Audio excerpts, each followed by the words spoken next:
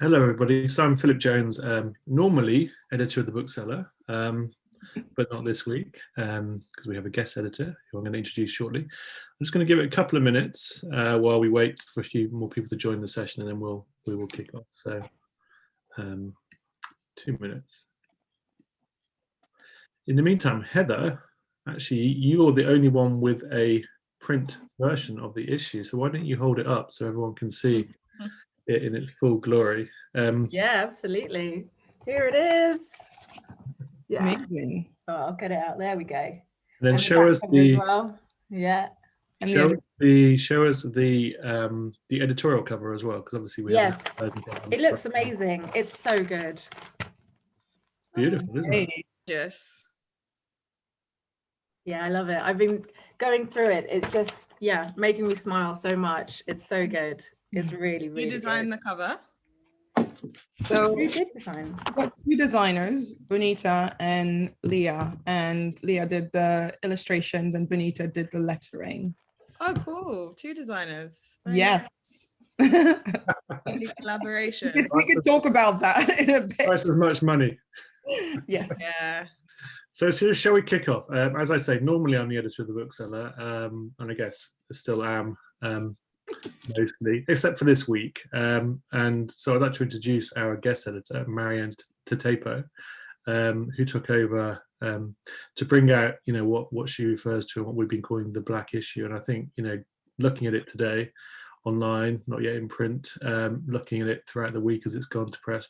And just to kind of context, we started this discussion back in December last year, so it's been a 4-month turnaround to get to this point, and I think it's been an incredible amount of work. And editing a weekly magazine is there's something worth thinking about, which is you sort of start planning 4 months ago, and then suddenly you're up against a fixed deadline. Marianne's smiling now, but you're up against a fixed deadline of kind of 7 p.m. Wednesday, and we were there 7:30, still passing the last few pages.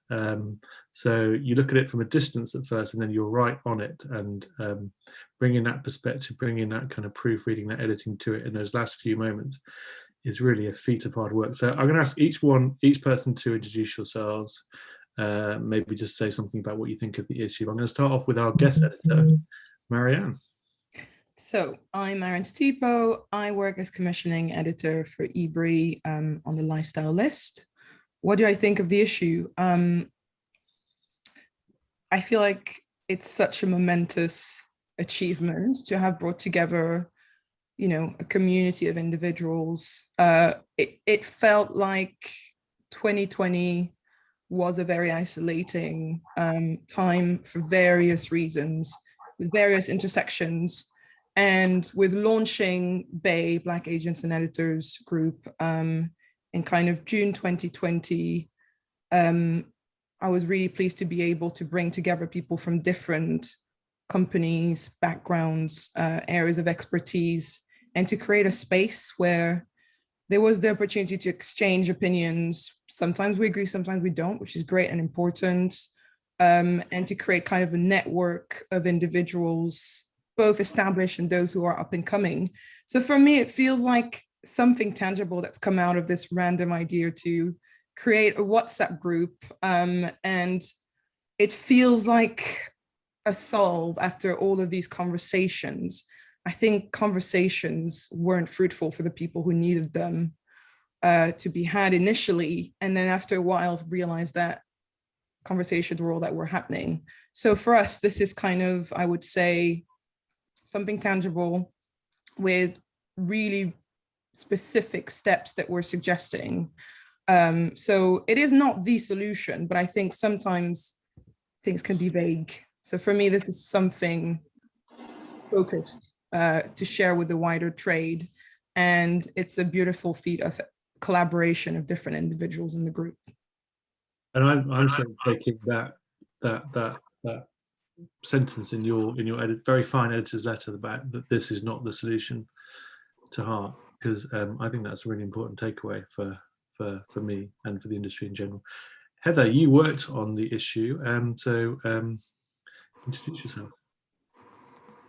Yeah, it's amazing to see it, to actually hold it in my hands and to go through it and to see first of all, everyone's photos, seeing all of the Black agents, the Black editors, Black writers. That's so powerful and inspiring. Like, it gives me so much joy to think these people are here in the industry. Like, we're not alone, even though it feels like it so much.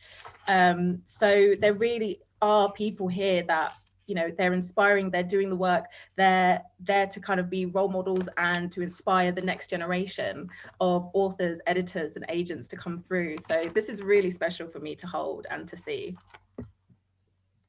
And happy birthday, Heather. Thank you very much. Thank you.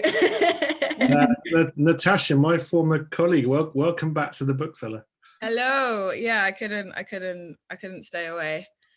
I am Natasha Onwuemezi. I'm a freelance journalist and editor. I cut my teeth at the Bookseller, working across news and features, and it was so it's really fantastic to be back. I've missed it a lot, and I've kept an eye on, you know, everything that's been going on. So it's great to have my face and my name in the magazine once again. I really, to sort of echo Heather's point, I really loved seeing all of the Black faces in the issue. It was like the most Black people I've ever seen in a magazine in my life, apart from Ebony or something. It was great. And it's great that it's sort of, in the industry focus to bring visibility and like recognition to all of the people who are working behind the scenes that, you know, sometimes feel sort of isolated and alienated. And I thought that the issues, the features and the pieces in the magazine were sort of expertly sort of edited and commissioned by Marianne. It's great to see sort of things like sales on Black male authors. I think from end to end, from the first page to the last page, it's fantastic. Yeah, there's a real depth to it that I think that Marianne brought. We've got two representatives from the Black Writers Guild here too. So start with you, the founder, Nels. Just introduce yourself. Hi everyone, my name is Nels Abbey. I am a writer, media executive, and I'm also one of the co-founding organizers of the Black Writers Guild. Before I say anything about the magazine, which is excellent, I just want to do one of the things that my mum would kill me if I didn't do. And I'm just going to say rest in peace to Prince Philip, 99-year-old man, and the Duke of Edinburgh, fairly obviously a man of significant influence in our society, and we wish him well on his new journey. If that doesn't sound funny, but we wish him rest in peace and condolences to the family. I think the magazine is absolutely amazing. It was put together very, very well. I have my gripes. For example, somebody wrote an article about Black male authors or so, about new Black male authors, and then everyone and their mother was listed except the one who's except myself. But anyway, I'll forgive that. I'll pretend as if that didn't happen. But overarchingly, I think that it was absolutely. I think you put together a magazine that will stand very, very firmly the test of time. It looks good. It reads fantastically. It looks beautiful. Just seeing so many pages jump off the page, it's absolutely amazing. And if there's anything, I'm just jealous I didn't get to contribute to it, and Elijah did. So over to you, Elijah. You wrote us a piece. Hello, everyone. Apologies for my tardiness. As luck will have it, Sod's Law, my internet went out just before we started, so I was frantically trying to reboot. But it's an honor to be amongst everyone, see everyone's beautiful faces, and I'm in such a good mood today because, first of all, it's the weekend, and then I woke up to this amazing issue, and just like every article I read, just both starting from the introduction all the way to the end, I was just filled with joy. And it speaks to how far we've come as a community to have such an important issue as this. So kudos to the Bookseller, kudos to Marianne and the amazing work from the Black Agents and Editors Group. And I'm just really proud to have represented the Black Writers Guild leadership team with my article, and just setting the path for the way forward. So this was an amazing moment in time. I really hope it's not the last. And judging by the amazing folks that we have on this panel, I guarantee it won't be. So a huge thank you to everyone who contributed. A huge thank you to Marianne. A huge thank you to the Bookseller. Thank you, Elijah. Just a bit of housekeeping. If you want to ask questions, you can use either the chat function here, or indeed make comments. You can use the chat function or the Q&A function, and we'll pick up a few comments and questions at the end. So firstly, you know, Marianne has worked incredibly hard on this issue, working in tandem with the Bookseller team, our production team, our advertising team, etc., etc. So first question, Marianne, for you, how was it? It was fantastic. You know, for me, given the outcome, given the feedback, you know, publicly, I suppose, but it feels like it's really hit nerve, and not everyone will kind of agree with every point made, but I think it's just showing perspectives that a lot of the time aren't shown. And the best way I can kind of describe a lot of the time working in this industry, how it could feel is, and this is the only time I will compare myself or any of us to him, but it's a bit like that moment when Kanye West at the VMAs took the microphone from Taylor Swift. It's almost like every moment is that, and you're grabbing the microphone and you're not supposed to be in that space. It feels quite invasive. So for me to have a platform that is dedicated feels really fantastic. As to the behind the scenes, as you said, our conversation started in December, and it was really an idea that we fleshed out and then had to really drill into in the last, I would say, month. And then obviously the past week, working around the clock to make sure that all the content stacks up and to fit all the information we want to fit within a certain, you know, word limit. And you cut a lot out as it happens. But it was great to see the process. And it was important to me to give as many people as I could a platform. There's people that we weren't able to include in the end. But then again, it's never been meant to be just a one-off thing, that you allow Black people to be given that breadth of opinions and perspective the one time. This is a celebration, a quite specific celebration. And also, I suppose, kind of setting the new agenda, an agenda setting issue that we're doing. But we are supposed to be integrated in publishing on a day-to-day basis. So yeah, for me, it's kind of, as I said, it's been challenging balancing various commitments in one's life with, you know, doing this work and making sure that I kind of took into consideration a lot of people's opinions and needs and wants. And I feel like in the end, we've ended up with a really good, range of contributors and perspectives and topics. And what really mattered to me was making sure that we did address systemic issues which are rife and real and affect your day-to-day, but we went beyond that as well. So, you know, the interview with Priscilla Mante, which is about her book, which is about a young girls football team, or talking about genre fiction and speculative fiction writing, that's just as important as talking about the realities of, you know, potentially corporate life and troubles as the only person of color or Black person in the room. So it's been a wild ride, is the way I would phrase it if you were to ask me that again, to summarize everything. And I'm pleased that we did it. And I hope that what it does is ensure that when people are thinking about commissioning books or magazines or any kind of content, they look around and think about the people they go to as a default. So that 15-point manifesto that we put together, I think the questions that we've now distilled into our piece, our lead story piece, for me, that's really an important text people should be looking at. Some people might call it a kind of box ticking exercise. I don't mind.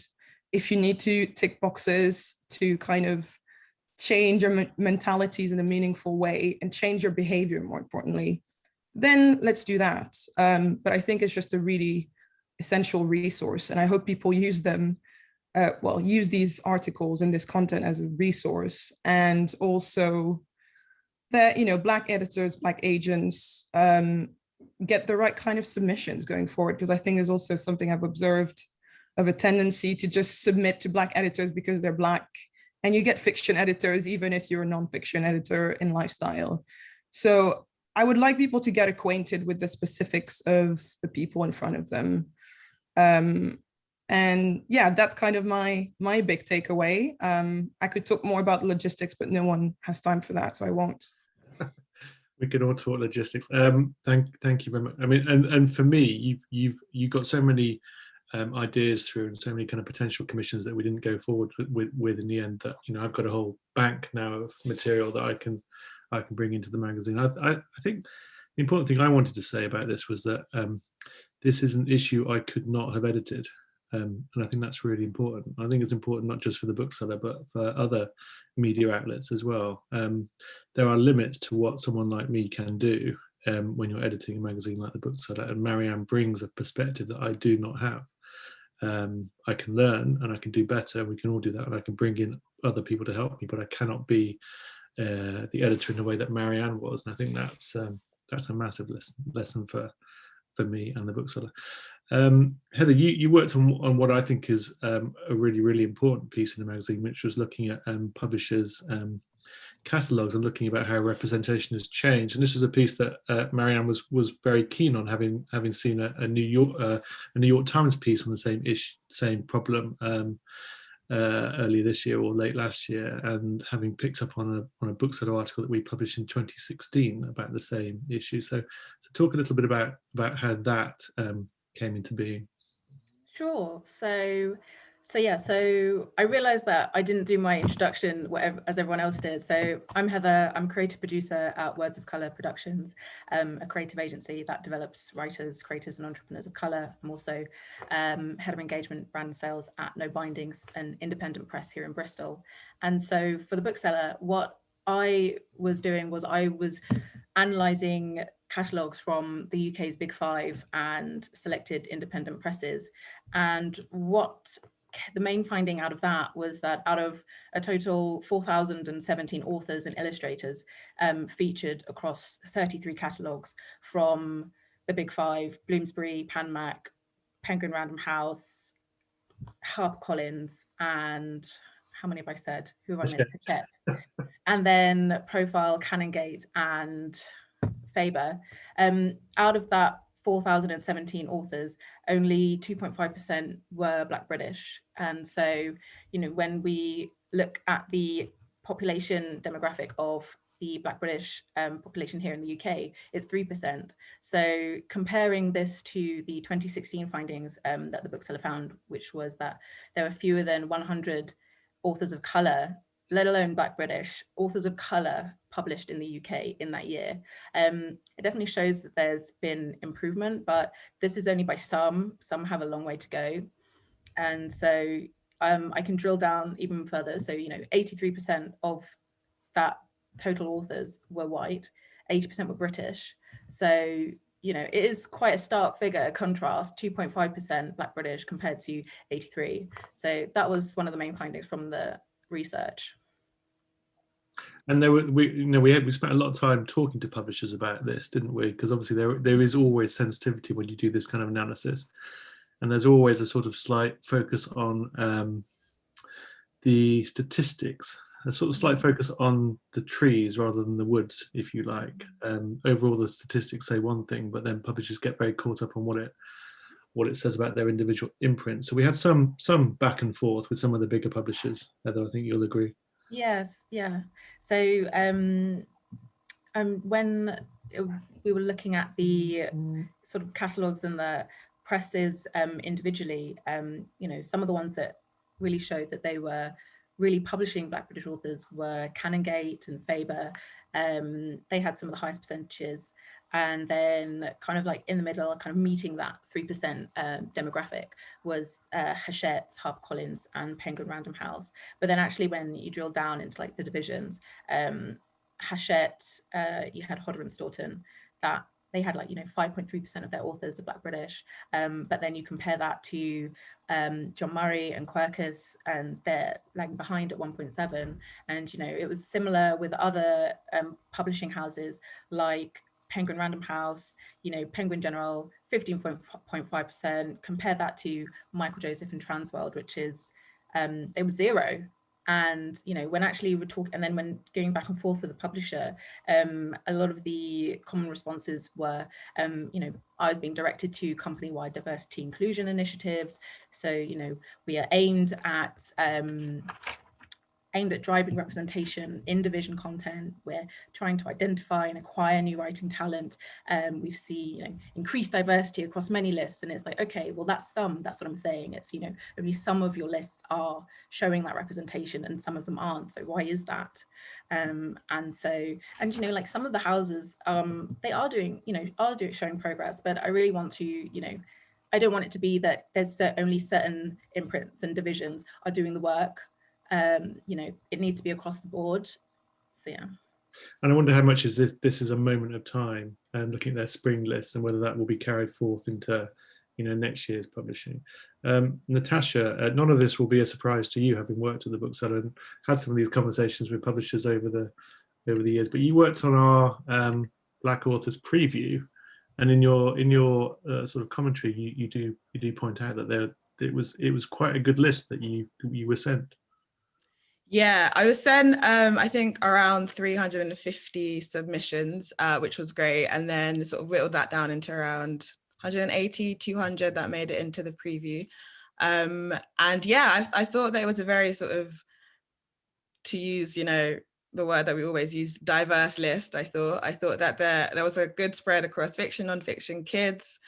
I thought it was really, really exciting for me to see books like Radical Care for Self. So I can't remember what it was called. Radical Care via Knitting or something like that. And then there was a book on tarot. There was this book that was compared to The Wire called A Good Day to Die, which was I had a really great time reading it. It was really fun. So I thought that it was great to see a lot of sort of positive books about a variety of different things that sort of represent the Black experience, not just about Black pain, slavery, any of those things. So that was great. And I thought that to sort of counter what Marianne said about sort of business books, I find it quite heartening to see all of the business books directed at a more Black experience, because at the moment there's self-improvement and career guides that are sort of maybe unconsciously but sort of speak more to the white experience. And I think the careers space is such an important part of Black people's livelihoods, and trying to get ahead in the workplace is a really important part. So I thought it was great to see books like She's in Control, which is talking about women in tech, particularly Black women in tech, which is there's such an opportunity there for Black women. So I thought that was great. In terms of things that I thought were missing, there's an emergent trend of nature writing at the moment, but I didn't see much of that from any Black authors. And I know that there are plenty of Black poets, but apart from sort of Sophia Thakur and the newer Raymond Antrobus book, I didn't get many poetry submissions.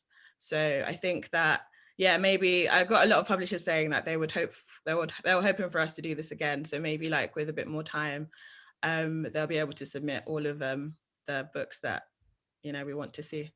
So. I'm not promising anything. Don't look at me. I saw a few of Marianne's books snuck in there too, which is good to see.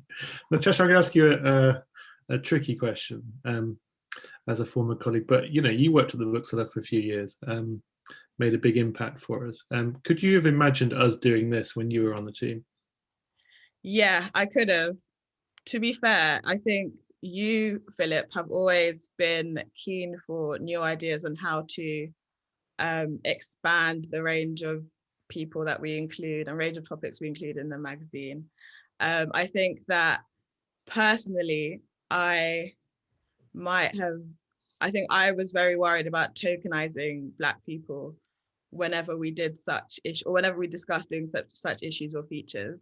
So I kind of always steered away from it. So personally, I think what I would like to see, instead of the need for a Black issue or a feature on Black authors or a feature on Black editors, of course, in an ideal world, I wouldn't need to say it, but it would be all of the Black authors in the books of the bookseller every week. The editors constantly, like in the magazine, giving their opinions, just across the board, more Black representation without the need for specific issues. Yeah, no, I totally agree. It's almost like jump-starting an engine, isn't it? This kind of thing where you do something so radical that everyone takes notice, but then it needs to be, the car needs to keep going. Absolutely. And maybe you can help me with that, Natasha, sort of going forwards.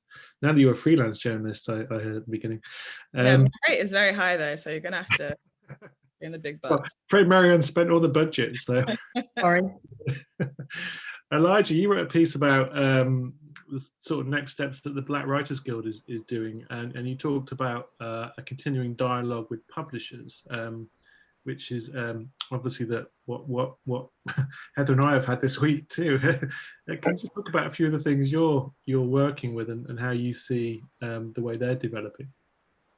Yeah, absolutely. I mean, first off, I just want to say I stand on the shoulders of the Black Writers Guild leadership, of which Nels is one of them, and indeed all of our members here. So it's really great to see the progress that we've made and to be able to come to this point in time where we're able to have these conversations. So if I say anything particularly eloquent, it's on behalf of the whole Black Writers Guild. And if I say something terrible, then that's just that's just me.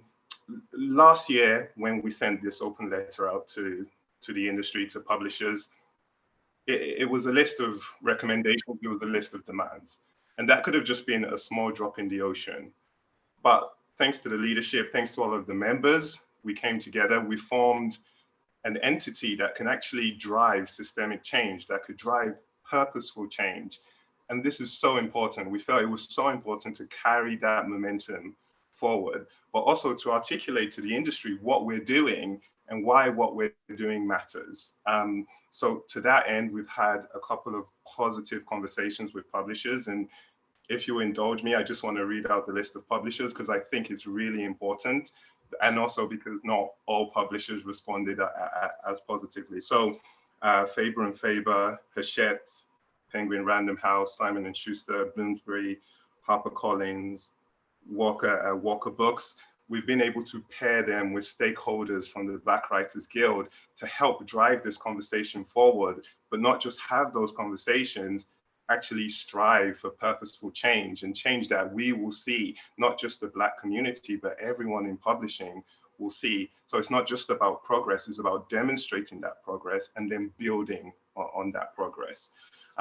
Also to that end, we've just been growing our membership, we've been growing our entity. So we've codified as a CIC, again, just ensuring that we're a recognized entity, both legally, but also within the industry.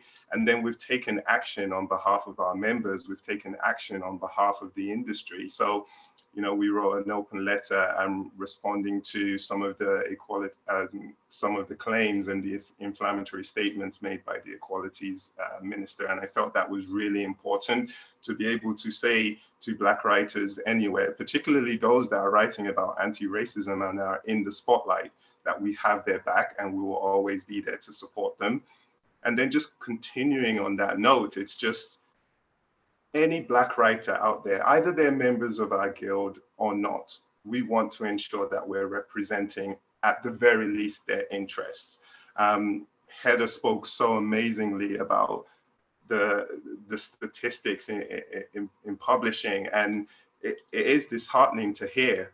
But at the same time, when I look across the breadth of our membership, we have folks writing about poetry, we have folks writing about kind of nature, as Natasha talked about, we have satirists, we have people writing about romance, we have a breadth of amazing Black writers in this industry. And so we never want any of them, particularly our members, to look out on the bookshelves and not see themselves represented, not see the topics that they want to write about represented. And so the key message there for Black writers, both members of our group and not, is that we've got you, we've got your back. We won't stop. This is a specific moment in time that we're leveraging, but progress will continue. We will always have your back, and this is just the beginning. Thank you. And Nels, you're involved with those discussions as well. I mean, can you speak to whether you think the progress, the small amount, but definite progress that we're seeing is real. And also, I came up during the Rethinking Diversity report, but also I think you mentioned it in your future book, Keynote. We are the bookseller. This magazine is called The Bookseller. So booksellers need to be part of this conversation. Can you speak a little bit about what you're doing in that area as well? Yeah, thanks, Philip, and thanks to everyone who spoke before me too. Yeah, so in terms of the actual publishers, I think we're seeing. I don't want to sound over optimistic or pessimistic. I want to sound realistic. We are seeing some progress. We're seeing some innovation and some. We were first hearing the mood music for change. Now we're seeing clear intentions of change. So you take, for example, over at Hachette, they've just announced a deal with Jacaranda, so where they'll be distributing their books, which means that Jacaranda's distribution network should actually be improved vastly. Over at HarperCollins, I don't know if this has been announced just yet, or sorry if I'm jumping the gun. I know that they've taken on board one of the recommendations that we suggested, and they've created a separate pot for funds, for marketing funds for their books by Black authors specifically. I know that over at in other places too, we're seeing other bits and bobs. I don't want to go into too much detail at this particular moment. We are seeing things, we're seeing change, we're seeing some degree of movement towards change and innovation around these things too, which is very encouraging. It's not just as if, hey, let's just do the normal thing, hire a diversity officer, slap the person on the board, and the person serves no purpose whatsoever. It's just we're not seeing the same lazy stuff which we see in other industries, like media, for example. But so I'm encouraged by that. I thought a pigeon was about to fly into my study. Nearly had a heartbeat. So we're encouraged by that. Well, I'm encouraged by it. I think that's a very, very good first step. In terms of, and I say that it's a good first step. In terms of step 1 to 10, it's a good first step, but we've still got 9 more to go before we can actually start singing Jerusalem. So yeah, we've got some way to go, and I think that's good. In terms of booksellers, I'll say this, and I think I've said it twice now. I said it once in my future book speech, and I said it once in an article for the Bookseller too. It is on the threshold for being a Black author and having your book on the shelf in a place like Sainsbury's or Tesco's or any other supermarket, for example, is, and this is no exaggeration, you have to be the leader of the free world to appear on one of those shelves, or the wife of the leader of the free world, and a brilliant lady in her own right, Michelle Obama, Barack Obama. So if you go into any organization, any supermarket, for example, which, being absolutely fair, supermarkets where most people will go to and discover books, because you're going to go buy your milk, you might walk by something catches your eye, and that goes there. Black authors are just missing from the shelf entirely, as in there's zero representation. Black British representation, 0%. And I find that to be very, very peculiar, because even if you go into some of these supermarkets in very super diverse areas, Croydon, for example, which I don't spend enough time in Croydon, but I'm told it's very, very Black. And if you go to places like that, for example, you still see the exact same thing. And it begs the question that I get it, sometimes commercial activity can breed laziness. Commercial success breeds contempt. It breeds laziness to a certain degree. But at the same time, I feel that these organizations have to be pushed to do better, to be more representative, to be more inclusive.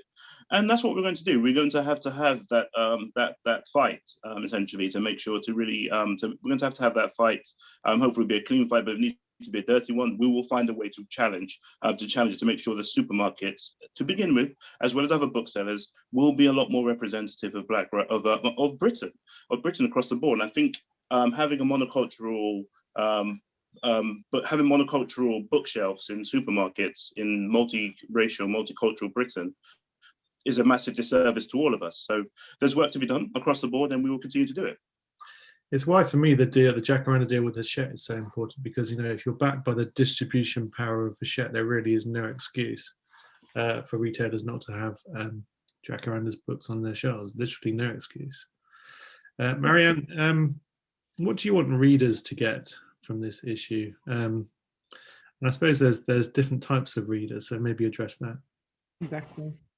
Yeah, who is the reader? I think we cover that as well in this issue of the magazine, plugging as many of the features as I remember to. I think one big thing is, and you said it, you quoted me on that, Philip, is this issue is not the solution. why am I saying something so paradoxical? Why am I sounding like Cheshire Cat? I'm trying to get across the fact that, as Natasha was saying, we shouldn't need to do this. In an ideal world, we wouldn't be doing this. We would be integrated everywhere. But I think what this has achieved at the very least is rebuking any claims that there's not enough people for us to be representing. We now have, not for the first time, tangible proof that the talent is out there. A lot of the time it feels like it's just a claim that maybe your colleagues of color or your Black colleagues are making. But now here is concrete proof. Natasha got over 350 submissions. And that's probably not even counting people who weren't within the qualifying, period, or maybe materials weren't ready or whatever. From the Black Writers Guild, we hear that people are at work in various areas of writing. So that's amazing. So we know the content is out there. So for me, the takeaway, a lot of it stands in the 15-point piece that we put together. And I really want to invite people to take the time and confront these questions. They are uncomfortable, but they're so essential. I also want to, get the point across that for me, it's not just about one segment of society.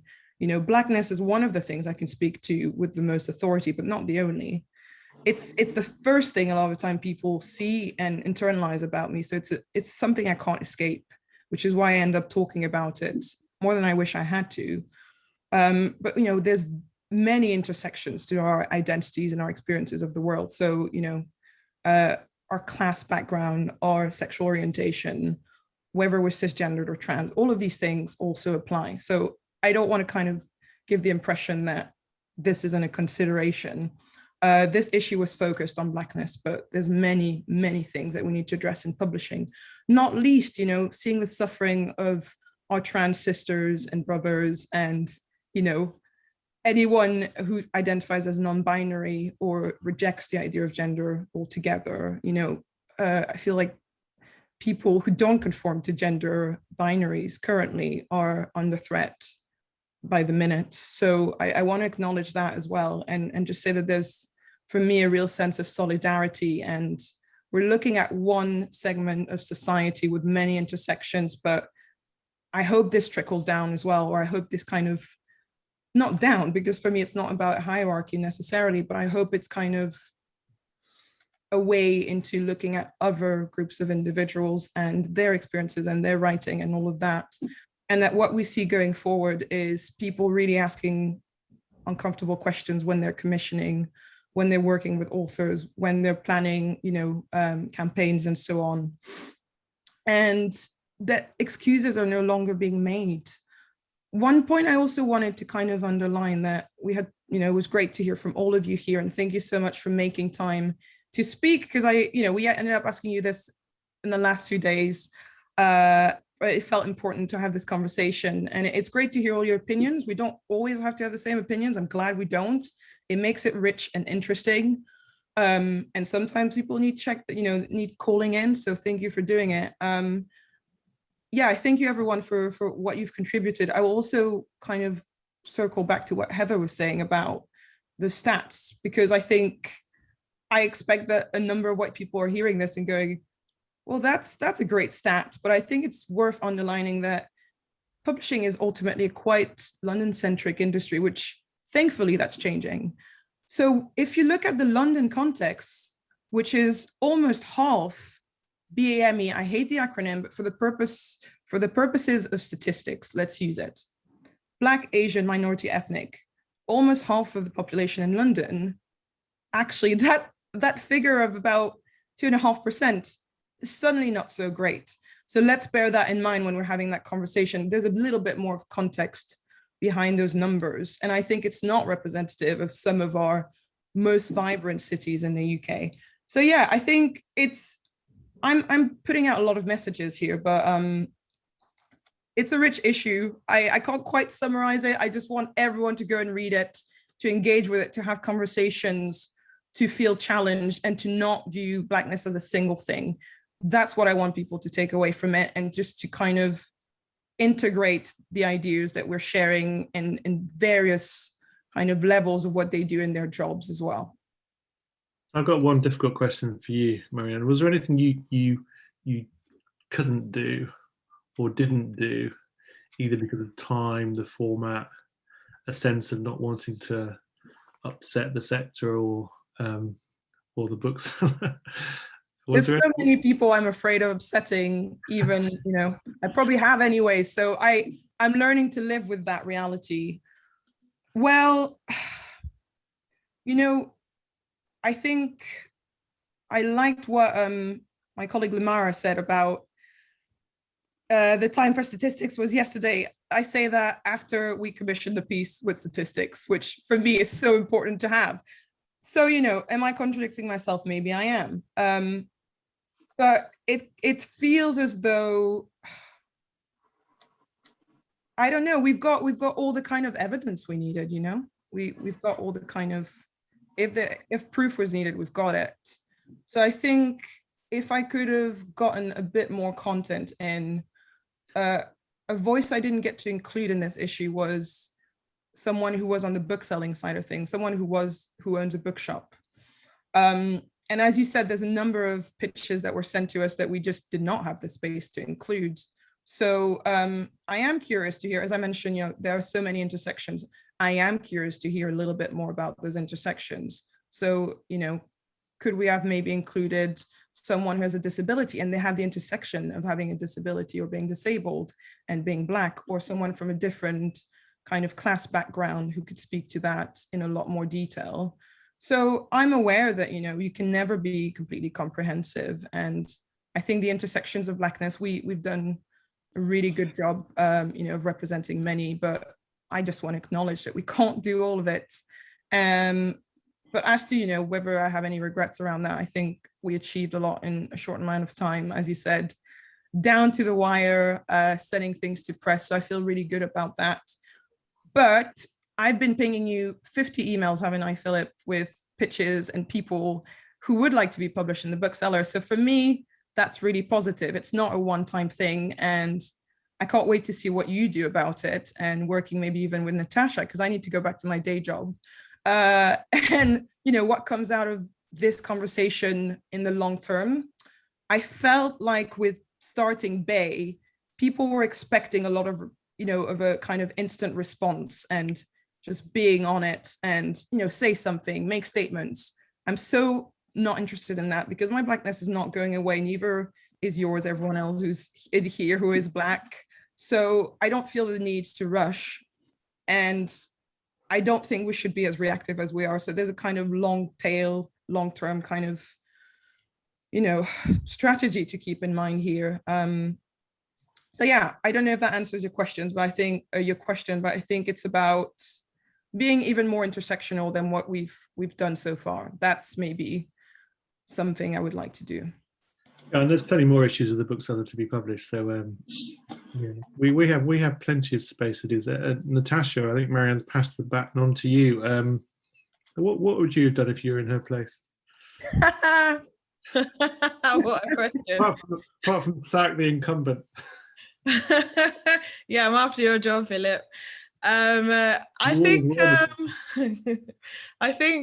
think I would have done anything differently. I think it was a fantastic issue that, yeah, encompassed a lot of different aspects of the Black publishing experience. I remember when Marianne was running me through some of the ideas she had, they all sounded, you know, really, really fantastic. And I'm glad that like we were all given the space to just really explore the issues that we did explore.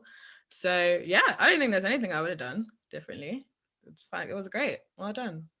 And I just want to circle back to Heather and Elijah and Nels. I mean, obviously, you know, I have quoted Marianne, and Marianne said it in her editor's letter that this issue isn't the solution. So just point me in the direction of what the solution is, if that's not too grand a question. What does it look like, Heather?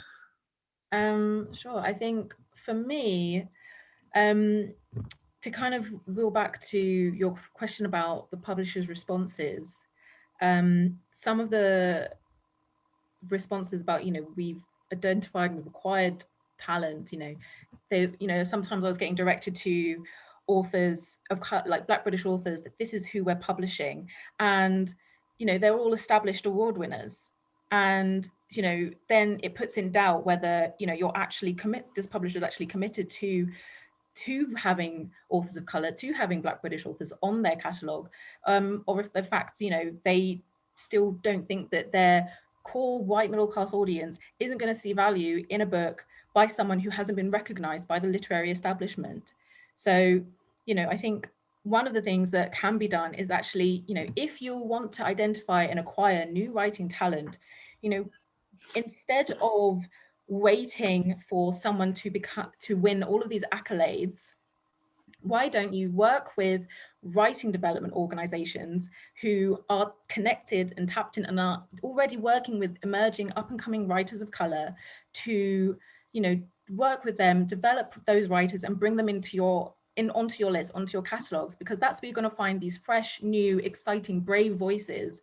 And, I'm not saying that we shouldn't publish people like Roger Robinson, we shouldn't publish people like Aminata Fauna or David Olusoga. I'm not saying that we absolutely should, but you are not being representative if those are the only people you're publishing, because you're not taking any risks. And I don't want to say that Black British authors are risks, but I mean, that's what all publishers do when they publish a new voice who, it's a risk.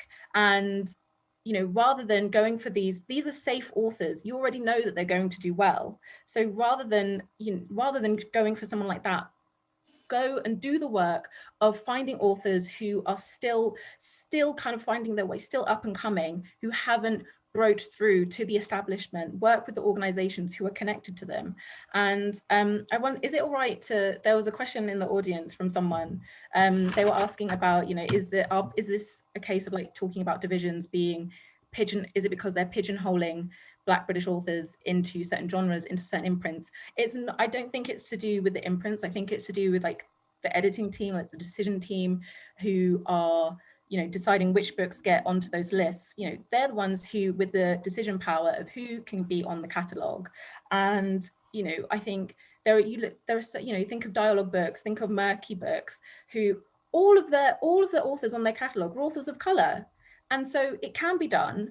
And, I don't think I said it all in my article, Profile, they had the lowest statistic of Black British authors on their list, I think it was 1.7. And, in their response, they said that their publishing program has always been global in focus, and that it doesn't diminish their commitment to improving the representation of Black British authors, but this work goes alongside their commitment to publishing outstanding voices from around the globe. But then when you look at their lists, over 200 of those, or near 300 of those authors are white. And then you go look at the Asian authors, the Black authors, there's not even reaching 20. So who are these outstanding voices? Who do you think they belong to? And so that's the thing, when Marianne was talking about, we need to stop making excuses, those are the kind of excuses that really stick out to me, that, that's the kind of excuse that I won't listen to anymore.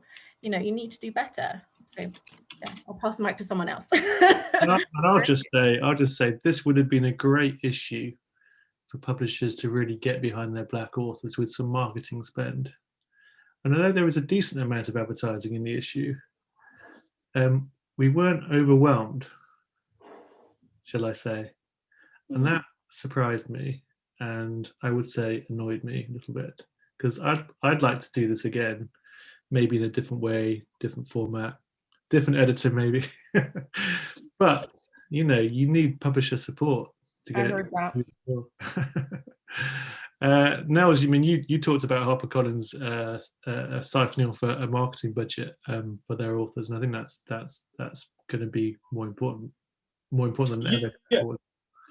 Yeah, I agree. I think that's it's part. I think that in terms of actually solving the problem is very, very holistic and it's very, very ingrained. And so when we put together our letter, for example, our original 8-point letter to the industry about us being the Black Writers Guild, put together our founding 8-point letter to the industry, which I must point out has stood the test of time much greater than the Tony Sewell report, which just came out this week. And we wrote this within half an hour, and that took about 9 months for them to write. So I'm comparing myself to quite short people, but I feel quite tall at this moment. But I would say that what we did there is we wanted to look at it holistically as an industry, from marketing to the agents, agency pools, to the type of writers who actually get brought on board, to who are the commissioners, to who are the CEOs, and so on and so forth. So to really look at things as holistically as possible and make sure there's a diversifying push and presence in every last thing that we do. And that ethos is what we've taken into our conversations in the stakeholder groups with the various, with the leaderships of the various publishers. And we're going to take into, but we've had this similar conversation with the Publishers Association.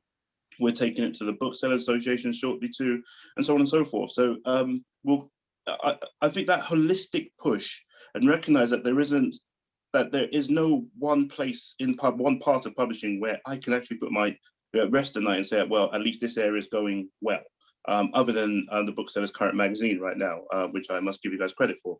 But yeah, I think that's it. It's just a generalist, holistic push in every single direction to consistently inspire and demand change. Although I think Marianne nailed it in the title of her editor's letter. Power beats representation.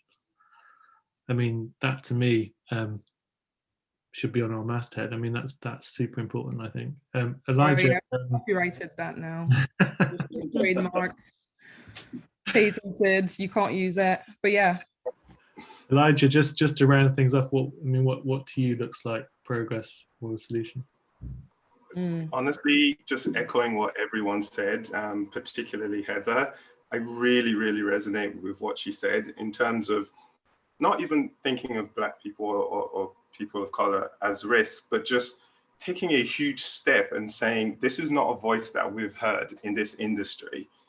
And so let's bet on this. This is a really great piece of writing. This is a fantastic topic. So let's bet on this. Let's go all in, because publishers do it to white people all the time. I mean, could you imagine the pitch meeting when George R. Martin came with like a 300,000 words book, fantasy novel based on the War of the Roses? Like, that's not an easy sell, but they bet on it. And now, look, a couple of years down the line, he's a multimillionaire because of this, and his publishers are earning rewards as well. So completely echo what Heather says.